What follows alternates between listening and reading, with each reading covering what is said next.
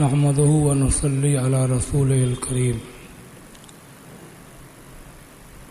اعوذ بالله من الشيطان الرجيم. بسم الله الرحمن الرحيم. انما يعمر مساجد الله من آمن بالله واليوم الآخر. آمنت بالله صدق الله مولانا العظيم وبلغنا رسوله النبي الكريم.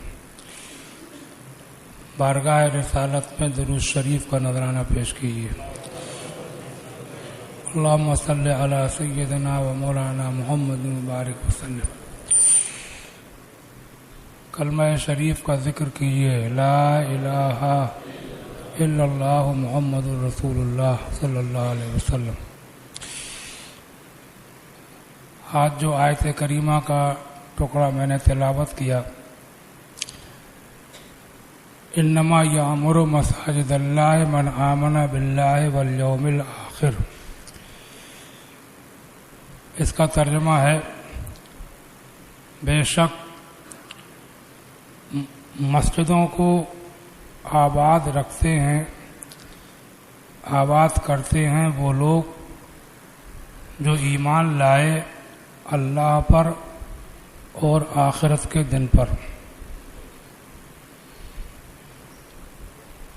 اس آیت کریمہ میں مسجدوں کو بنانے اور انہیں آباد رکھنے والوں کی تعریف فرمائی گئی. مسجدوں کو خدا کا گھر کہا جاتا ہے اور یہ مسجدیں اسلام کی شان ہیں. اللہ تعالیٰ انہیں سلامت رکھے. مسجدوں کو آباد کرنے کا مطلب بنانا بھی ہے، اس کی دیکھ بھال کرنا، نماز پڑھنا، مسجد میں بیٹھنا، اللہ کا ذکر کرنا، تسبیح پڑھنا، قرآن پڑھنا، مسجد میں وقت گزارنا، یہ سب اس چیز میں شامل ہے.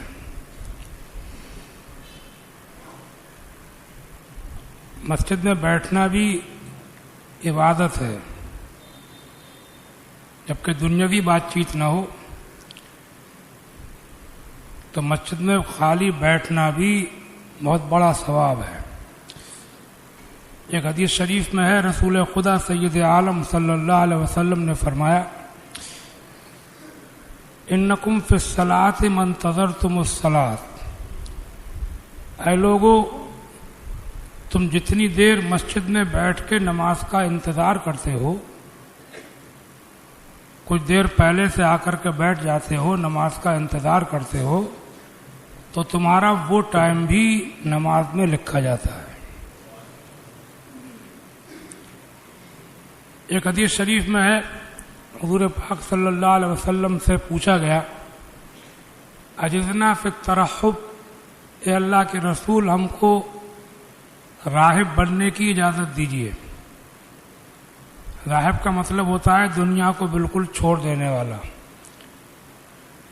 پچھلی امتوں میں راہب ہوتے تھے، بیاہ شادی نہیں کرتے تھے، گھر مکان نہیں بناتے تھے، جنگلوں میں چلے جاتے تھے، خدا کی عبادت کرتے تھے، وہ راہب کہلاتے تھے. صحابہ نے عرض کیا، رسول اللہ ہم کو بھی راہب بننے کی اجازت دیجیے، شادیاں نہ کریں، گھر مکان نہ بنائیں، جنگلوں میں رہیں. حضور نے فرمایا، ترحب امتی انتظار الصلاۃ فی المساجد. میری امت کی رہبانیت، میری امت کا ترک دنیا یہی ہے کہ وہ مسجدوں میں بیٹھ کے نماز کا انتظار کیا کریں. یہی تمہاری رہبانیت ہے.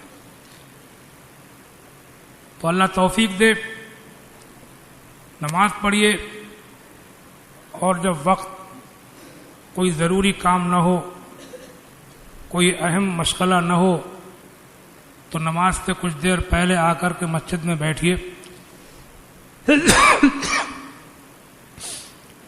ایک بہت پیاری پیاری حدیث پاک حضور کی میں آپ کو اور سناؤں. حضور سید عالم صلی اللہ علیہ وسلم ارشاد فرماتے ہیں ان الملائکۃ لتصلی علی احدکم ما دام فی مصلاہ الذی صلی فیہ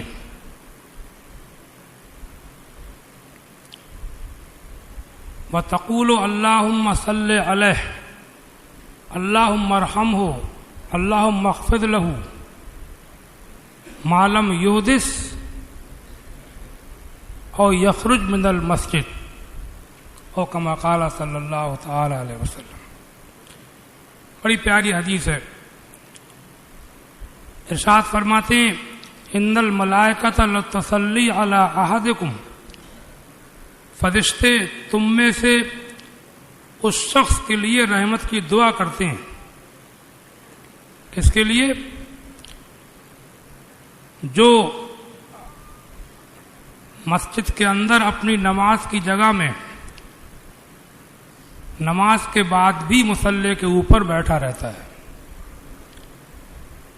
جو نماز کے بعد بھی مصلی پہ بیٹھا رہتا ہے اس کے لیے فرشتے جہاں اس نے نماز پڑھی ہے وہیں کچھ دیر بیٹھتا ہے، نماز کے بعد ایک دم نہیں بھاگتا ہے، تو اس کے لیے فرشتے رحمت کی دعا فرماتے ہیں. فَتَقُولُ اللہم صلی علیہ، تو کہتے ہیں یا اللہ اس پہ رحمت نازل فرما. اللہم ارحمہ، اے اللہ اس کے اوپر رحم فرما. اے اللہ اللہم اغفر لہ، اے اللہ اس کی مغفرت فرما. معلم یحدث او یخرج من المسجد، یہ دعا فرشتے اس کے لیے اس وقت تک کرتے رہتے ہیں جب تک کہ وہ باوضو رہتا ہے. وضو اس کا باقی رہتا ہے تب تک دعا کرتے رہتے ہیں.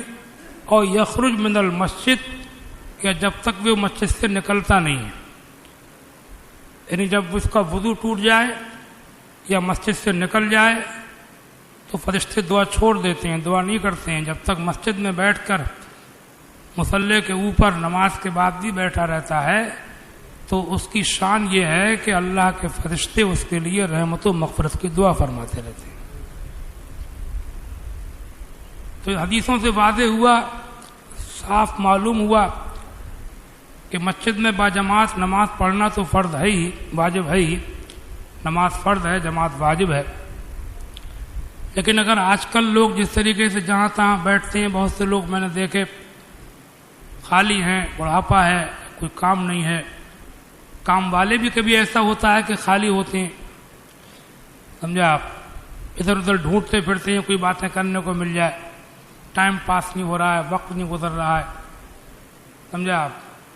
تو اس کے لیے ایک مومن کے لیے بہترین راستہ یہ ہے کہ وہ وضو کرے اور اللہ کے گھر میں آ کر کے بیٹھ جائے. وقت بھی گزرے گا اور فرشتوں کی رحمتوں کی دعائیں بھی اس کے اوپر نازل ہوتی رہیں گی. جو کچھ یاد ہو پڑھتا رہے، کلمہ درود شریف، قرآن کی تلاوت، تسبیح، تحمید، تکبیر، جو بھی یاد ہو پڑھتا رہے. اور کچھ بھی اگر نہ پڑھے، خالی وضو کر کے بیٹھا رہے اللہ کی یاد میں، تب بھی حدیث میں یہ نہیں کہا گیا اس حدیث کے اندر کہ وہ بیٹھ کے کچھ پڑھے، بلکہ حدیث میں صرف اتنا ہے کہ جب تک کہ وہ باوضو بیٹھا رہے اور مسجد سے نکل نہ جائے تب تک فرشتے اس کے لیے دعا کرتے رہتے. تو پڑھنے کا ذکر نہیں ہے، پڑھنے کا ثواب تو ذکر و شکر کا الگ سے وہ تو بہت زیادہ ہے.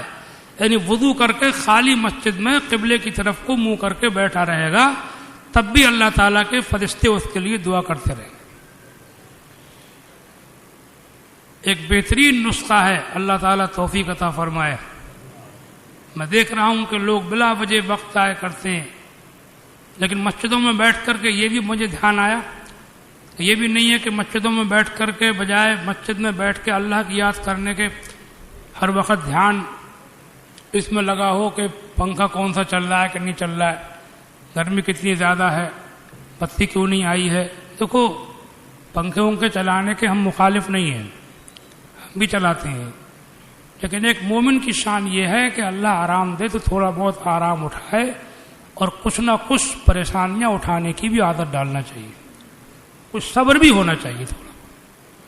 صبر بہت بڑی چیز ہے، بلکہ جو لوگ صبر کر لیتے ہیں انہیں چیزوں کی ضرورت بھی نہیں پڑتی ہے. تھوڑا بہت جسم کو آرام پہنچاؤ اور تھوڑا بہت صبر رکھو. جھگڑے مت کرو مسجدوں کے اندر، دنیاوی باتیں مت کرو مسجدوں کے اندر کہ یہ کمی ہے کہ وہ کمی ہے کہ یہ نہیں ہے کہ وہ نہیں ہے. اعتراض کرنا آسان ہوتا ہے اور کسی کام کو چلانا مشکل ہوتا ہے.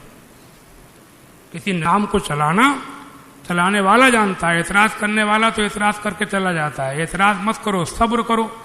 اللہ تعالیٰ توفیق عطا فرمائے.